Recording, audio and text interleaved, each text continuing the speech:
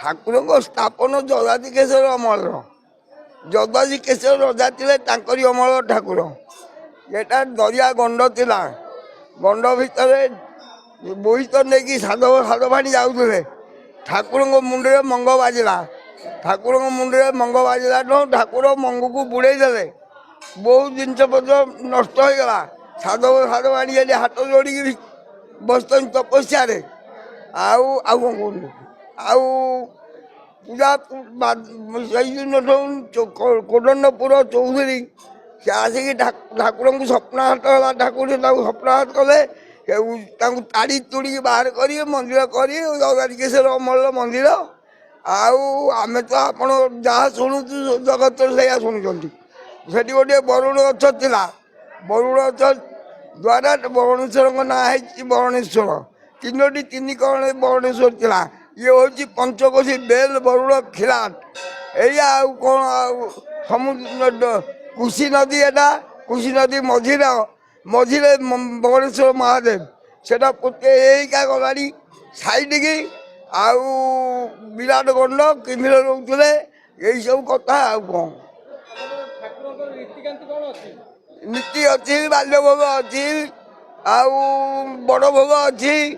ତାପରେ ଯେଉଁମାନେ ରୁଦ୍ରାଭିଷ କରିବେ ନୀତି ବଡ଼ ଭୋଗ, ବହୁତ ବିବାହ କାର୍ଯ୍ୟ ହେଉଛି ସବୁ ଏଇଆ। ଆଉ ଅନନ୍ତ ଶ୍ରୀ ବିଭୂଷିତ ନୃତ୍ୟ ଗୋପାଳ ଦାସଜୀ ମହାରାଜଙ୍କର କୃପାପାତ୍ର ମୁଁ ସଚ୍ଚିଦାନନ୍ଦ ଦାସ ମହାରାଜ ଏଇ ନାମ ମନ୍ଦିରର ଅଧ୍ୟକ୍ଷ ଅଛି।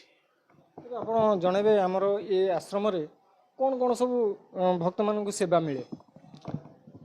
ବରୁଣେଶ୍ୱର ଭଗବାନ ହେଲେ ନାମାନୁରାଗୀ, ତାଙ୍କର ଖାଦ୍ୟ ହେଲା ରାମ ନାମ। ତେଣୁ ସେଇ ନାମକୁ ଶୁଣେଇବା ପାଇଁ, ଆମ ବରୁଣେଶ୍ୱରଙ୍କୁ ଖୁସି କରେଇବା ପାଇଁ ଏ ନାମ ମନ୍ଦିରର ଅୟମ ଆରମ୍ଭ। ଏ ନାମ ମନ୍ଦିର 2010 ମସିହାରେ ଆରମ୍ଭ ହେଇଛି। ଉଦୟର ଘଣ୍ଟେ ପୂର୍ବରୁ ଅସ୍ତର ଘଣ୍ଟେ ପରେ ପର୍ଯ୍ୟନ୍ତ 14 ଘଣ୍ଟା ପ୍ରତିଦିନ, ଆଜିକି 13-14 ବର୍ଷ ହେଲାଣି ପ୍ରତିଦିନ ହେଉଛି। ସେଥିପାଇଁ 20 ଜଣ ସାଧୁମାନେ ଅଛନ୍ତି, ସିଫ୍ଟ ୱାଇଜ ନାମ କରୁଛନ୍ତି। ଇଏ କେବଳ ପ୍ରଭୁଙ୍କୁ ଖୁସି କରିବା ପାଇଁ, ନାମାନୁରାଗୀ ଶଙ୍କର ଭଗବାନ ଭୋଲାନାଥ ବାବା ବରୁଣେଶ୍ୱରଙ୍କୁ ଖୁସି କରିବା ପାଇଁ ଏଠି ନାମ ହେଉଛି।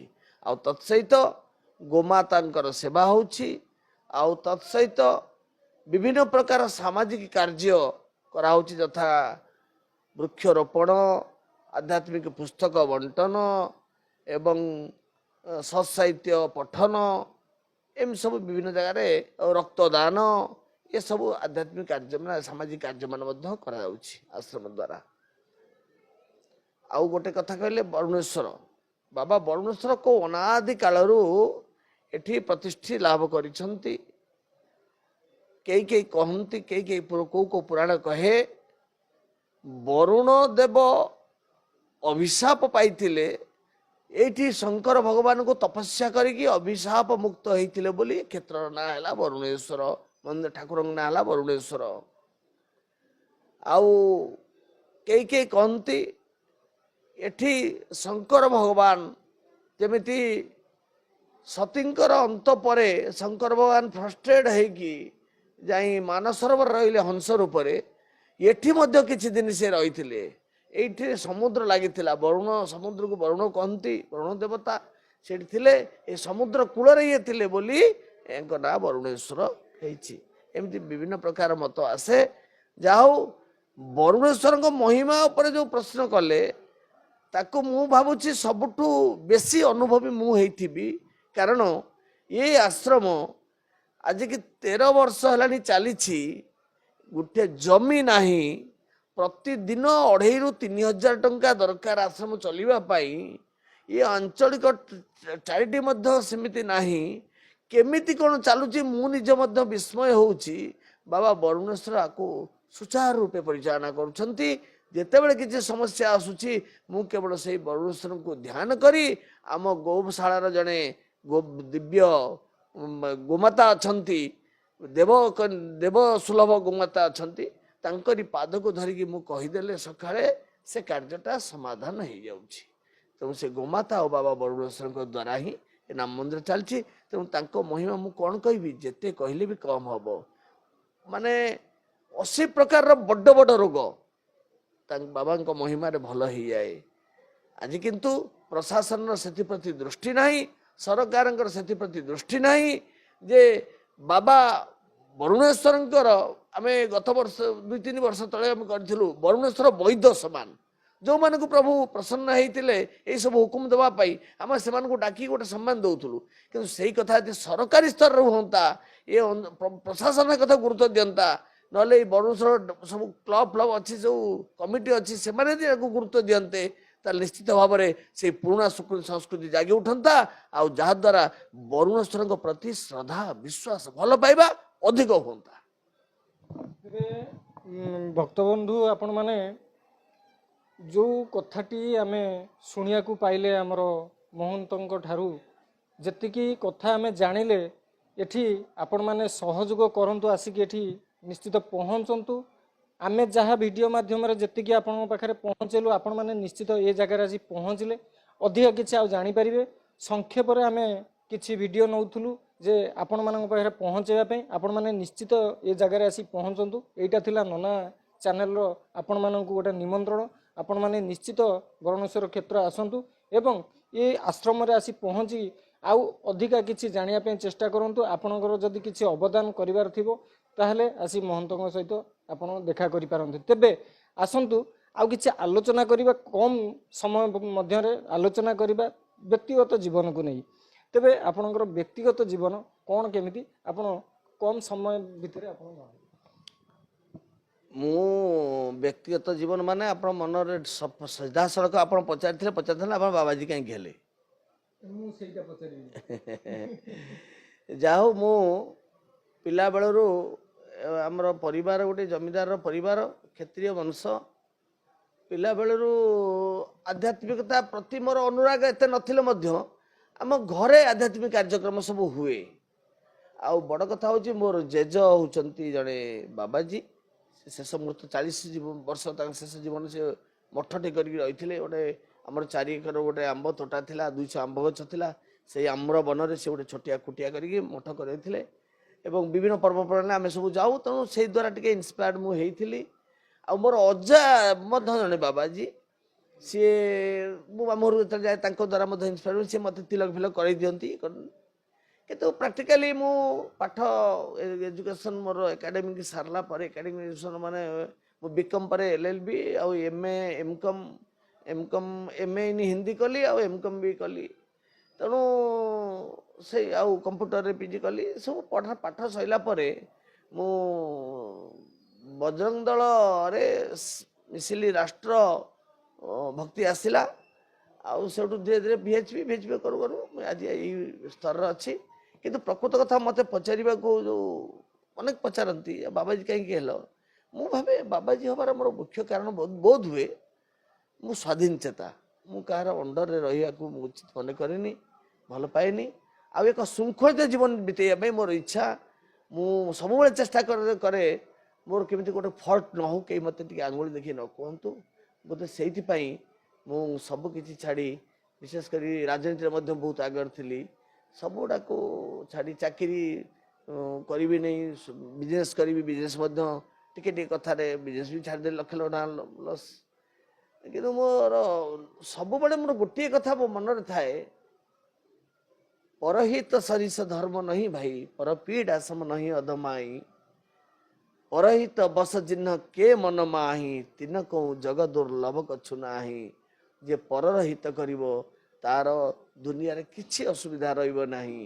ଆଉ ମୁଁ ସବୁବେଳେ ଚେଷ୍ଟା କରେ ପରର ହିତ କରିବା ପାଇଁ, ସବୁବେଳେ ପ୍ରୟାସ କରେ ମୋ ସାମ୍ନା ଲୋକର ଓଠର ହସର କାରଣ ହେବା ପାଇଁ। ସବୁବେଳେ ମୁଁ ଚେଷ୍ଟା କରେ ଅନ୍ୟମାନଙ୍କ ସେବାରେ କେତେ ଲାଗିପାରିବି, ସେଥିପାଇଁ ସବୁବେଳେ ମୁଁ ଯତ୍ନବାନ ହୁଏ। ସେଇଥିପାଇଁ ବୋଧ ହୁଏ ଇଏ ଗୋଟେ ଏତେ ବଡ଼ ସଂଗଠନ, ଏତେ ବଡ଼ ଅନୁଷ୍ଠାନ, ଇଏ ବୋଧେ ମାନେ ମୋତେ ଏତେ ପରିଶ୍ରମ କରିବାକୁ ପଡ଼ୁନାହିଁ, ବ୍ୟାକୁଳ ଏତେ ହେବାକୁ ପଡ଼ୁନାହିଁ। ବରୁଣେଶ୍ୱର ଭଗବାନ ତାକୁ ସେମିତି ଚଲେଇ ନେଇଛନ୍ତି। ଆପଣ ବିଶ୍ୱାସ କରିବେନି, ଗତ ବର୍ଷ 30,000 ଲୋକ ପ୍ରସାଦ ପାଇଥିଲେ ଏଇ 10 ଦିନେ। ଏ ବର୍ଷ ଆମେ 40,000 ଟାର୍ଗେଟ ରଖିଛୁ। ପ୍ରସାଦ 40,000 ଲୋକଙ୍କୁ ପ୍ରସାଦ କୋଉଠୁ ଆସୁଛି?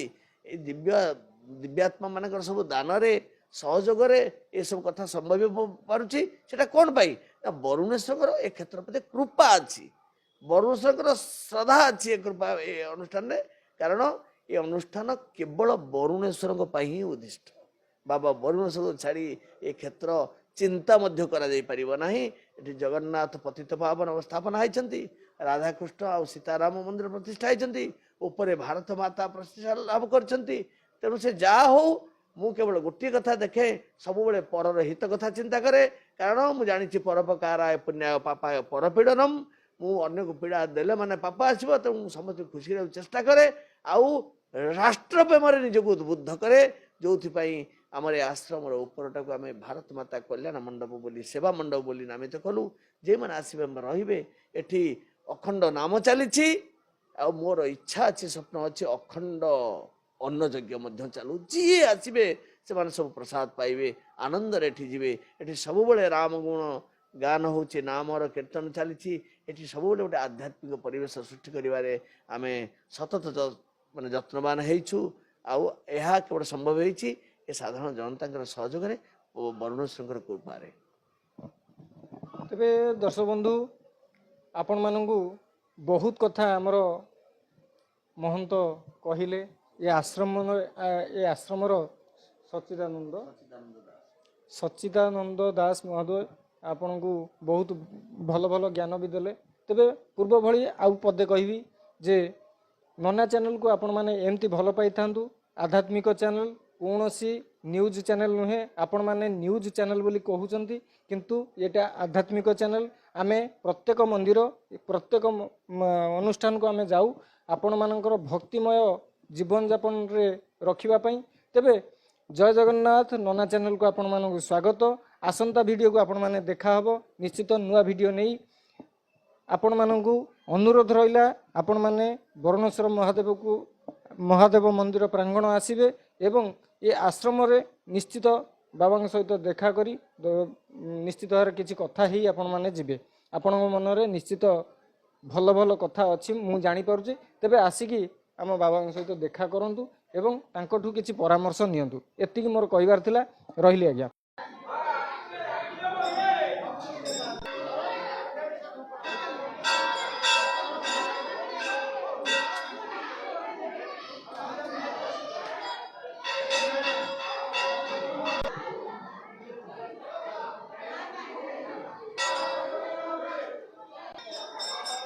ये हूँ माँ पार्वती देवींकर आपण चित्र देखिपुंट।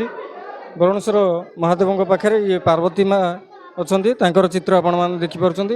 श्रद्धालु मैंने एठी निश्चित भाव आपणकर श्रद्धार सहित भोगराग सहित देवतांकर आशीर्वाद भी नौ। तेबे पश्चिम पटर ये हूँ दृश्य, आपण पश्चिम पटर दृश्य दर्शन कर।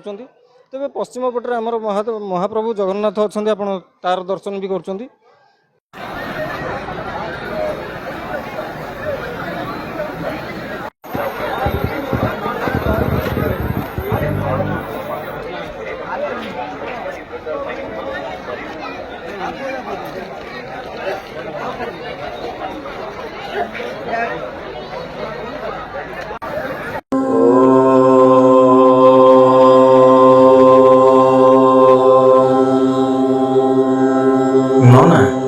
आध्यात्मिक ज्ञानर कथा